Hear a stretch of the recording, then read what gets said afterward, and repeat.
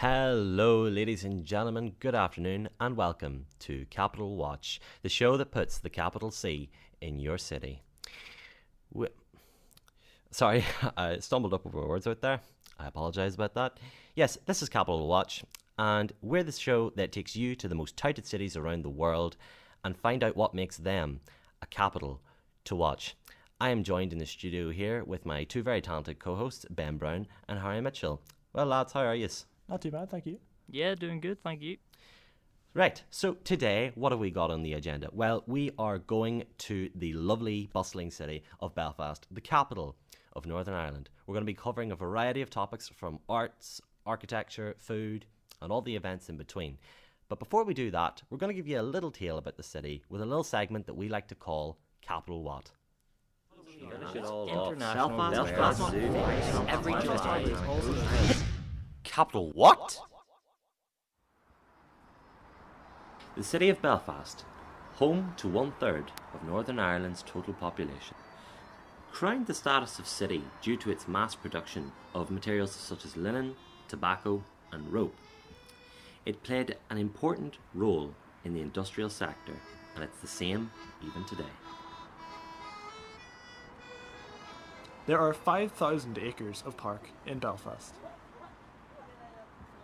South of the Belfast city centre, the Sir Thomas and Lady Dixon Park attracts thousands of visitors each year to its international rose garden. Every July, Rose Week features more than 20,000 blooms. What? John Wood Dunlop invented the pneumatic tyre in Belfast in 1887. Led Zeppelin's Stairway to Heaven was first played live in the Ulster Hall. Influential Irish figures such as Seamus Heaney, David Trimble and Mary McAleese were even part of Queen's University's alumni group. What?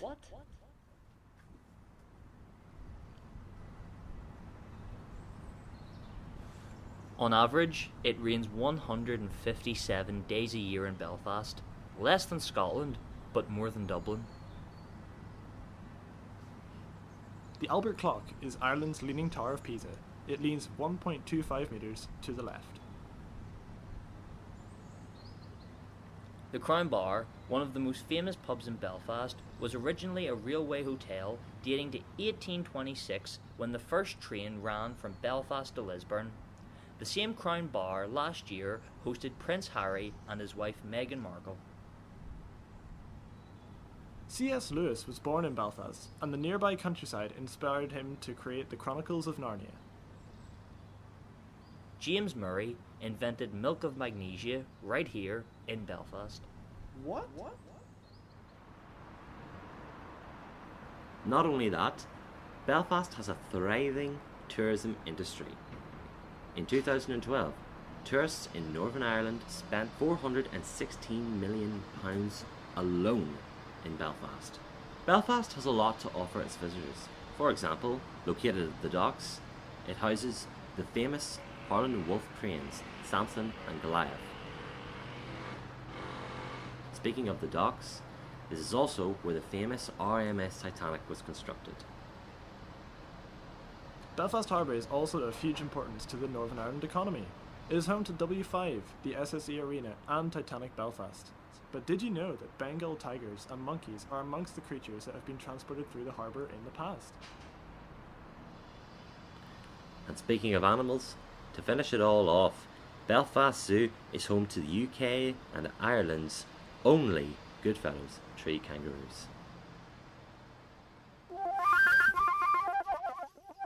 Capital what? At a first glance, Belfast seems like it has a lot to offer. And you wouldn't be wrong if you thought so. One aspect of the city that stood out to me in particular were the architectural sites that just completely litter the city. From the City Hall to the Harland and Wolff cranes at the docks, there are truly some marvellous pieces that deserve a passers-by admiration. So without further ado, join me on my travels in building Belfast. Belfast is the capital city and a consistent tourist hotspot of Northern Ireland. The city has a wealth of sights for all to visit and gloss over until your heart's content. So let's dive right in.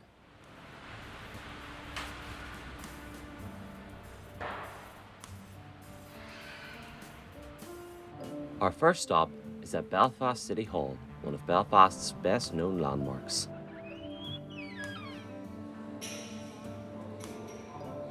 There's so many people gathered here, so let's see what the fuss is about. First opening its doors in 1906, the City Hall has a myriad of admirable traits, from the structure's sheer artistic quality to the cultural heritage built into it. A tour guide from the City Hall, Christopher Burns, gives us a bit more detail. Could you just give us a little bit of a brief history about the City Hall here in Belfast? Well, the City Hall was constructed between 1898 and 1906. It was designed by the architect Alfred Bromwell Thomas in the Baroque Revival style, and it took 8 years to construct, so completed and opened to the public in the summer of 1906. The building has been the main headquarters for Belfast City Council now since it opened. And of course, in the years since opening, the building has become a tourist attraction in its own right, as well as remaining the headquarters of the council.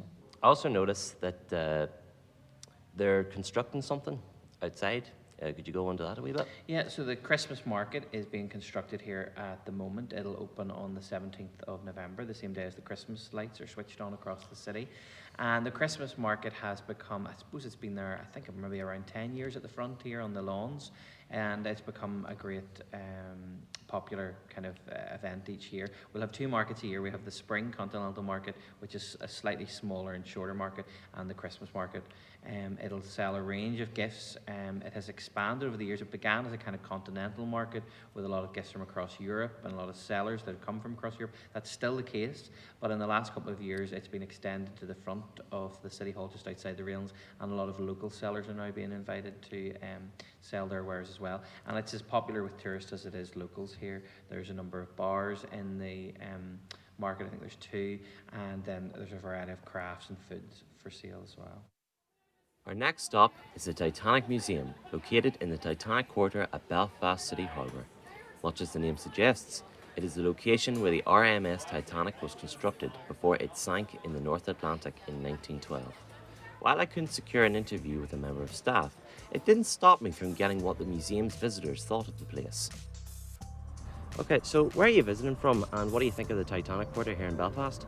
We're visiting from Boston, Massachusetts in the States, and we just arrived here, but so far it feels very much like a memorial site. Very moving, and it feels almost spiritual being here. We're from Fairbanks, Alaska, and this museum was amazing. Learned way more than we expected. It was just gorgeous. Uplifting yet sad. The work they put into the ships and how many workers were involved and how they did it was fascinating. So yeah, we had a tour around the museum yesterday, and we were just struck by the scale of it all, and how we just had a walk around the external area and had a look out. It gives you the idea of the size of the ship itself, so it's just a fantastic, it's like stepping back in history really, and look back through time. I'm over here from London for the weekend, just had to go around the Titanic Museum. I think it's a really interesting piece of cultural remembrance and history. Our last stop is a somewhat sombre sight, yet intriguing to behold nonetheless. The Peace Walls and their murals are a historical reminder of the past of Northern Ireland. In the times of the Troubles, these walls were erected in an attempt to separate nationalist and unionist areas to prevent the violence between the two sides.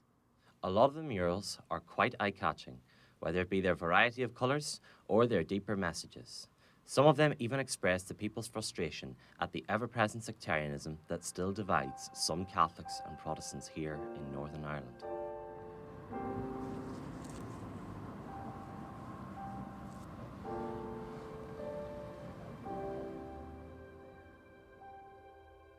But don't take my word for it. To truly experience all of these sights, you have to see them for yourself.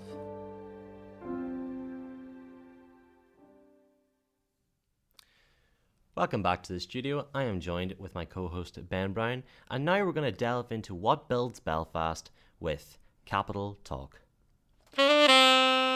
Capital Talk. So, Ben, obviously the three of us have been around Belfast this week, but did you notice anything interesting on your travels? Yeah, definitely. Like, it's not hard to notice stuff in Belfast because it's just a mecca for really cool architecture and sites around this place. But definitely a real highlight was the Stormont Parliament buildings. Oh, yeah. Yeah, they've got the going up the hill, the massive hill, is such a crazy experience, and the building at the top is definitely worth the trek. Oh, yeah. Oh yeah, actually, see when you walk through there and you see the big golden chandelier above you? Yeah. Did you know that was actually a gift from the Kaiser? Really? Yeah, and it sort of makes sense because if you look really closely at the wee engravings and design on it, it has a very Germanic aesthetic to it. Definitely, it is a really interesting piece. Another really interesting thing I found out when I was there was during World War II. So obviously, it's a really big white building, really stands out, you would say, but they didn't want it to, obviously. So they actually had to cover the building in tar entirely to kind of cover it up, and obviously it worked to an extent because down near the front of the gardens is actually a crater where the Luftwaffe kind of missed when they were trying to bomb it. So that's what that is. Yeah. That we all right. Yeah, I never knew that. See, I used to go on school trips up there all the time. I never knew that. It is crazy. You have a chance to go down to Harlan Wolff, did you? Oh yeah. Got to see the cranes in person actually, and they're absolutely humongous. You can see why they're called Samson and Goliath, exactly, can't you? Yeah. And the yellow with the big H&W is really eye-catching. It's really kind of crazy. Yeah. Definitely a highlight. And getting to stand in the dry dock where the Titanic was actually built really gives you a sense of the kind of scale of the whole operation. Yeah, I need to pay a visit there myself. Definitely worth it. Yeah. Actually, and probably my favorite place actually is probably the City Hall. We were talking about the package, but the real site is the Christmas market at the minute. Yeah. It's really good food from all around the world and from locally as well, and it's all fantastic. That's actually where I got my first kangaroo burger. You know, what does a kangaroo burger taste like? I'm actually convinced that I got a steak burger because there was very little a lot of indifference between the taste between the two. You would have thought it'd be quite different. Words there, sorry. No, but there was very little difference in the taste. But then again, I'm older now, so maybe if I went back, I'd be able to tell the difference. Sounds like an excuse to go down there and get a burger today. Oh, definitely. But it's funny that we're talking about food actually, because I think now it's about time that we throw the show over to our resident foodie, Harry Mitchell, who's about to take us on his tasty travels through Belfast. Take it away, Harry. Capital Watch. Belfast has a rich tapestry with food spanning over 100 years. But before embarking on my culinary journey of the capital's local food, I took it to the streets to find out from the mouths of the people what I should eat. It's like potato bread and soda bread and like beans, sausages, all that sort of stuff. Steak and Guinness pie, champ. It's like a Belfast bap. I don't know, an Ulster fry. Ulster fry. Ulster fry. The main consensus was the Ulster fry, a regional variation of the full breakfast consisting of sausages, bacon and eggs. The difference here being the varieties of bread which accompany the dish, potato and soda. With this meal in mind, I went out to the local bakers and butchers to get the food for the fry.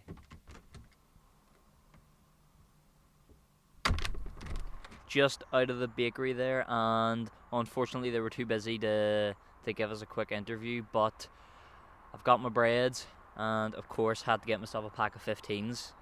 I mean, you only live once. Okay, just out of the car and I'm on my way to McMahon Family Butchers. I had the chance to grill Owen McMahon about the local butcher scene. What we normally sell the quickest and the most common thing people buy every day would be like minced steak pieces, potatoes, carrots, onions, just traditional stew packs, things like my mother would have made for me when I was a child, you know. And sausage is still the mainstay. What would you kind of say has stayed the same and what sort of changed over the years here in Belfast in these stores? You have more competition now than you would have had in the past, and there are less butcher shops on the road to prove that. You know, there used to be 3 shops in this vicinity when I started here about 20 years ago, whereas now there's only maybe 1 or 2. You know, they're just up against that direction. They're up against it. Yeah. I'm looking to make myself an Ulster fry, so what would I be looking to grab from you here today? Well, the proof's in the pudding. We'll give you some home with you, let you try it. If you're not impressed and you don't come back, I'll be very surprised. We've got our meats, we've got our breads. Now all's left to do is go back and find out what Belfast tastes like.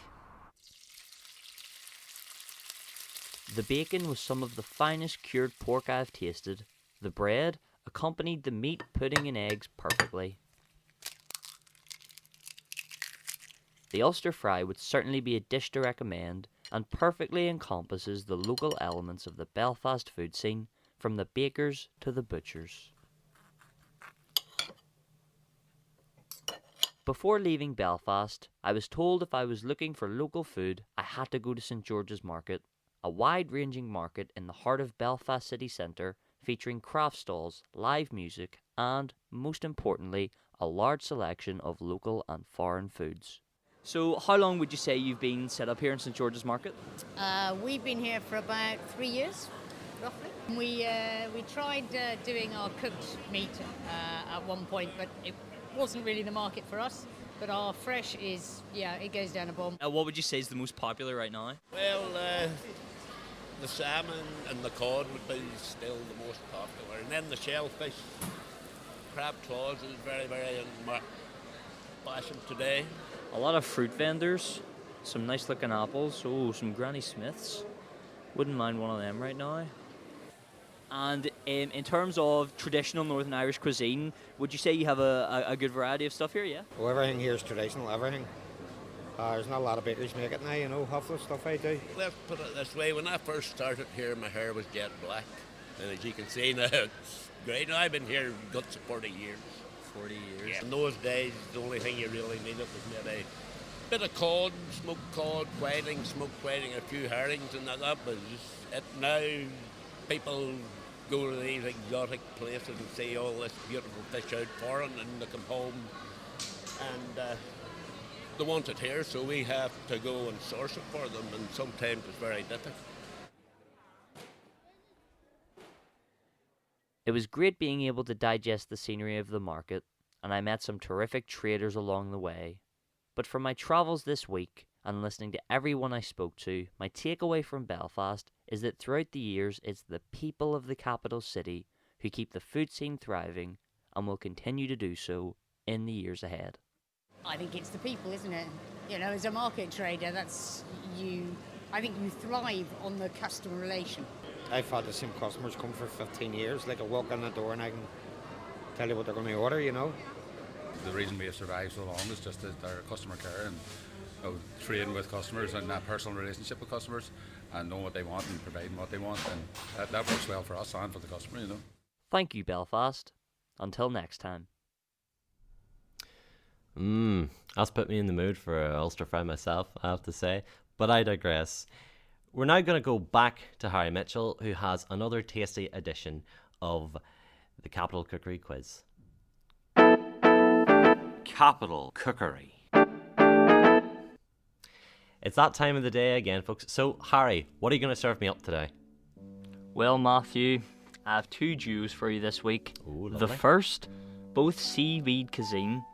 We have dulse and anchovies. Oh. So which do you think comes from the capital Belfast? Oof. I'm going to go out on a limb here, and I'm going to guess with dulse. Dulse, Matthew. You've been watching the capital quite well. It is in fact dulse. Well done. Oh, nice. A seaweed snack formerly used as income supplementation for fishermen. There's a strong nautical theme across Belfast. Take the Belfast Harbour, for example, which deals with 67% of all of Northern Ireland's seaborne trade. Right. The harbour estate itself houses some of the notable buildings you mentioned earlier, Matthew, with the Titanic Quarter, Harland and Wolff, and the SSE Arena. Next for you, Matthew, we have two dishes recommended from the people on my travels around the capital: steak and kidney pudding and champ. Oh, you're torturing me here, Harry. I know, Matthew. Which one do you think finds origins in Belfast and which one's elsewhere? Seems like a close one. Closer than you think? I'm gonna guess steak and kidney pudding. Oh, Matthew, you may need to watch Belfast a bit more there. It is in fact champ. Mashed potato mixed with chopped scallions forms this dish and, in my opinion, embodies Belfast's culinary heritage, focusing on staples of simple farming ingredients with bread and potatoes. Champ took centre stage alongside stew and sausages as the meal Prince Harry and Meghan Markle dined on in their visit back in March of this year at the Crown Bar right here in Belfast. Well, Matthew, that's all the time we have this week. I thank you and everyone listening for playing, and I'll see you next time. Thanks very much, Harry. Well, so far we know that Belfast has a rich architectural history, and as well as that, it has an equally rich culinary heritage. Stumbled again, have to stop doing that. But we are nowhere near done here on the show. Our own roving reporter Ben Brown took it to the streets and found out more about what's known as Belfast's annual Culture Night. Without further ado, I'm going to let Ben take it away.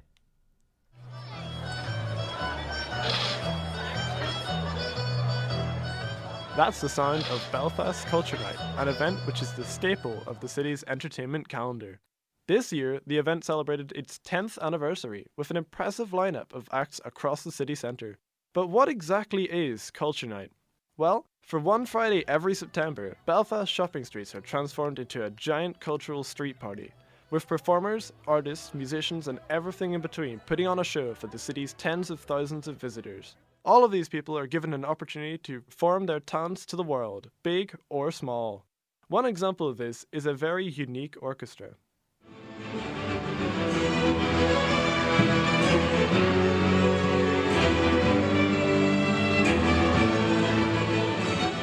That music may seem impressive, even reminiscent of a classical orchestra. However, it is actually the theme of Bungie Software's Halo, a popular video game. I got the chance to speak to Keith and Thomas, who are members of the orchestra in question, the IVGO. Thank you, Keith and Thomas, for joining me. First of all, what is the IVGO? Well, we're the Irish Video Game Orchestra. We basically specialise in playing orchestral arrangements of video game music, the likes of Mario and Metal Gear and stuff like that. Well, as Keith has already said, we play a lot of video game music, but we also play music from some animes and some different movies. It all basically is under the umbrella of nerd culture, I'd say. What interested you guys to join the orchestra itself? I went to a concert about a year ago, which was the first time I'd ever heard of the IVGO, and I'd been looking to join an orchestra or band after leaving the education board ones because I had gone to uni, and I went and I was just like, this is the type of stuff that interests me, this is the type of music that would interest me, and so I just asked, do you need a clarinet or saxophone? And they said yes, and I'm now in the orchestra. I just saw an ad on Facebook and messaged them and was like, please let me play nerdy tunes, and that they let me in somehow. So, yeah. This is a bit more of a specific question, but what sort of audience do you think you guys attract? All the nerds. Lots of nerds. Yeah, they're all nerds. Especially QCon, because the audience for that event in general is just a bunch of people who are very much into their games and anime and everything else to do with that sort of thing. But with other concerts we've done, where independent concerts or things where people may just be able to come along for free, you tend to find it's a lot of families that come because the parents may be coming because they've played the older video games, so they're coming for the nostalgia of it. But then their children also play more modern video games, and so they're coming to hear that style of music. So you mentioned that you do independent concerts. What sort of events have you played kind of in the last year? Every year we play QCon, which is the Queen's convention thing, which is always up near Queen's. But within the last year, we've done 2 independent concerts. The one which Thomas went to see last year, and then one earlier in the year in March, I think. Time? No, it was June. June? Oh, flip, right. Yeah, it started June time then. Coleraine. Down in Coleraine. But we've also been doing other gigs at Stenhall Festival up in Limavady, and the likes of Derry Halloween and Culture Night as well. As an event, like Culture Night is a thing, do you think that that's a good thing for Belfast? Definitely, yeah. It allows all the different groups to come out and just share what they've been doing. It allows other people to, see these groups if they're interested in joining. They can join as well. As the name suggests, lets everyone see the different cultures that are happening within Belfast. It allows smaller groups to get themselves out there into the more general public eye, but then it also attracts a big crowd of people into Belfast, and it adds a lot of life to the city. Overall, I think it's quite good.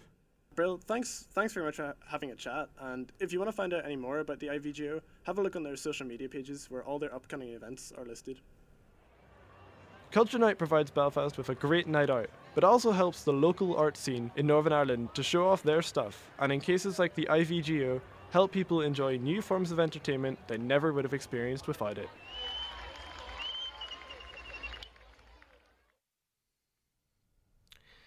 Hello and welcome back to Capital Watch. I am now joined once again by my co-host, Ben Brown.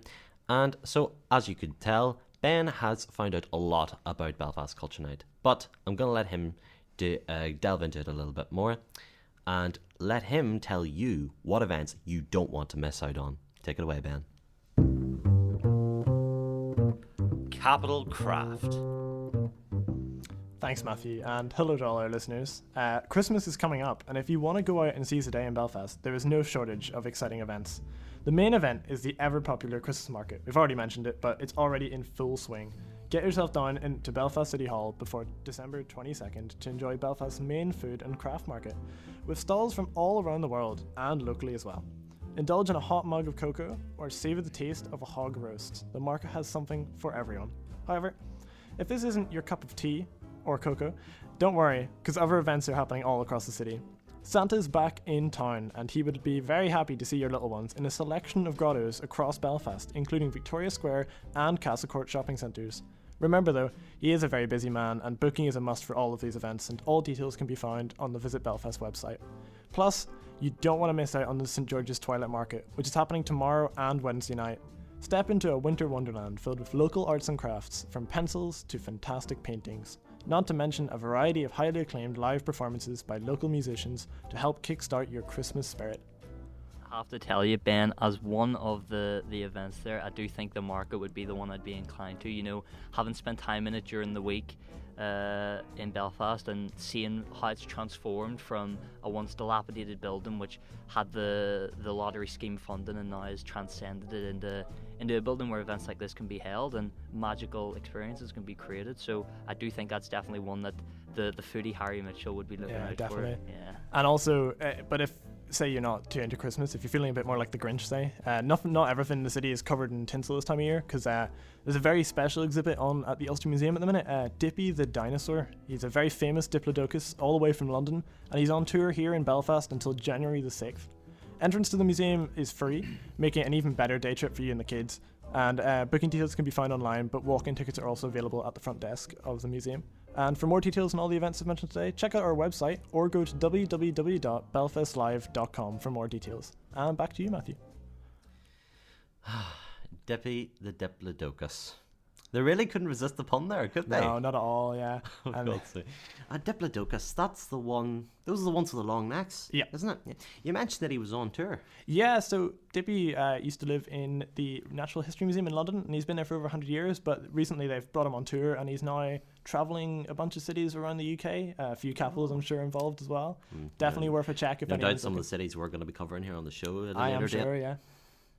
Yeah, no, that's I must pay a visit for that myself, because I remember, when I was a kid, like dinosaurs always fascinated me when I was a kid. Of course, pardon the cliche, but of course my favorite as a 10-year-old was of course the T-Rex. Oh yeah, so everyone's is. And then, but then of course, when I grew up, I learned all about velociraptors, pterodactyls, all that kind of stuff.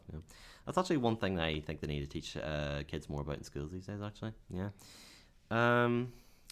Well. There you have it, ladies and gentlemen. Sorry, I waffled on there a little bit. It's a bad habit. I apologize. Dinosaurs are interesting. No, but as said, that is all the time we have for today. From the Ulster Fry to City Hall to every event in between, we have concluded that Belfast most certainly is a capital to watch. Join us next week when we go to the lovely city of Dublin down south. Coming up next is Erin Donnelly with The Health Show. Until next time, everyone, goodbye and take care.